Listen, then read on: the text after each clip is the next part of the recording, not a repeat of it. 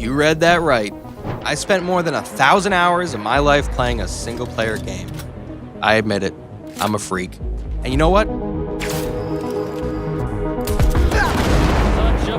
I have zero regrets. First things first, there are plenty of videos about Cyberpunk on YouTube. This game just has a way of pulling people in, even though it doesn't appear to have the same replayability as games like Skyrim or Fallout. Usually these types of videos focus on the story, characters, and so on. In short, not the stuff you can spend 1,000 hours on. So, what's kept me coming back for 500 Hot Pockets worth of playtime? This is Pumbaa. Let's talk Cyberpunk. Okay, let's talk about the story. That is absolutely not what's kept me playing Cyberpunk. Not that I'm saying the story is bad. In fact, I think the main storyline is fantastic. I even cried twice. Good night, Vincent. Today was a good day. But just like Up, you can only experience the tear-jerking magic so many times. Sure, you can go beyond the main quests and try some of the different side missions, but these are mostly something you'll replay once just to see the different dialogue choices. Miss Pavi, you weren't snooping just now, 23. were you? Same goes for brain dances. They're cool, but essentially one-time experiences. Hey there, baby. I can give you what no brain dance ever could. Once you know the information they provide, you can't really justify going through them again, unless you're the type of person who has like 5 blacklight posters in your room. In my opinion, the main campaign is a one-and-done deal. So, what can you spend half a summer's worth of time doing in the Cyberpunk universe? Well, let's talk about the gameplay for a minute. While it may not be overly complex, the gameplay in Cyberpunk is insanely fun and engaging. There's a wide variety of different weapons and perks, enough to keep things fresh even after you hit hour 500. And here's where things get really nerdy. If you have a little bit of visual skill, you can sort of turn your gameplay into your own personal John Wick movie. No doubt you've seen people doing just that on TikTok. I gotta ask, what's the most important thing in life? A lot of this has to do with CD Projekt Red, which, in my opinion, has both Cyberpunk and The Witcher 3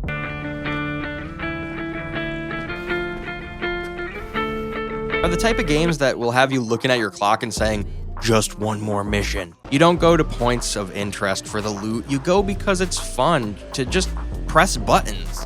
In my opinion, nobody would complain one bit if The Witcher 3 did away with the water question marks. You would still explore them just like any other area.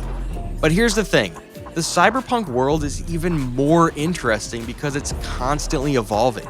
In the days of some of the older patches, you could find clothes that had like 4 mod slots and you could build a setup with 100% crit chance and crazy damage. No perks needed, you just one-shot everything like the freaking Terminator. But now you need to use your brain, and who does that in this day and age?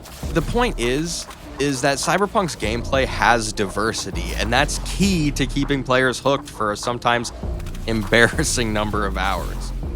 Different weapons offer you completely different experiences, and because the developers are always tweaking the balance, I would start a new playthrough pretty much every time there was a new patch. Which brings me to the concept of experimentation. While most people saw things like gigs and crimes as weak points, I came to really appreciate them after my first playthrough. Agreed, they're absolutely not as strong as the main quests. Lots of the story is hidden in shards full of name drops. So you sort of have to be a real-life detective and end up watching an 8-hour breakdown to make it all make sense. But Dogtown gigs are way more flexible. Most have 3 or more entry points, and you can also go full stealth even without implants. Some of them can be finished instantly, provided you jump through the right window.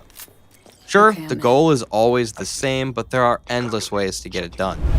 Wish you dropped dead.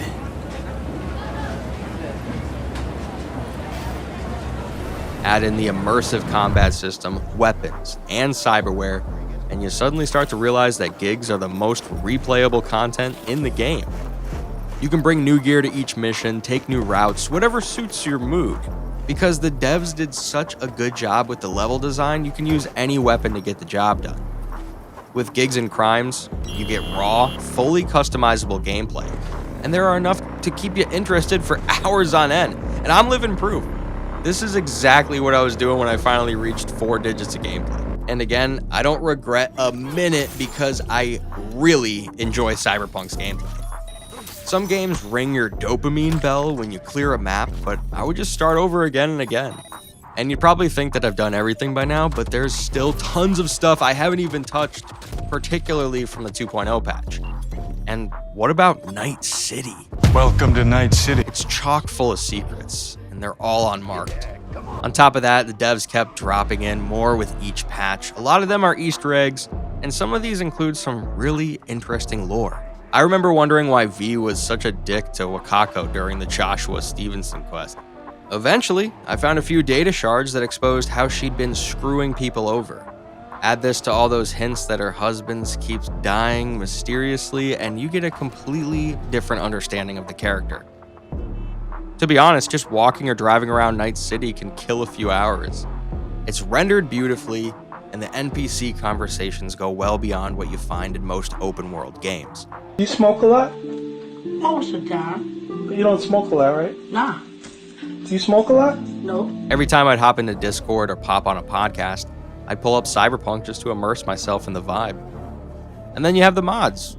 I typically don't use them, but now I'm seeing some YouTube videos of mods that make even mundane weapons feel brand new. It's yet another reason why this game could really benefit from multiplayer. In the end, you might think 1,000 hours is excessive, but I promise you it all feels very well spent. I already loved the Cyberpunk aesthetic before, but after playing Cyberpunk 2077, I've started to get into the entire genre. I'm reading Gibson's books, watching all the iconic movies, and have even gotten into anime. I've also discovered the brilliance of Japanese cyberpunk, like Serial Experiments Lane. This game opened doors for me, and I really have to say thank you to everyone who helped bring it to life. Now the only thing I need to figure out is what I should play next.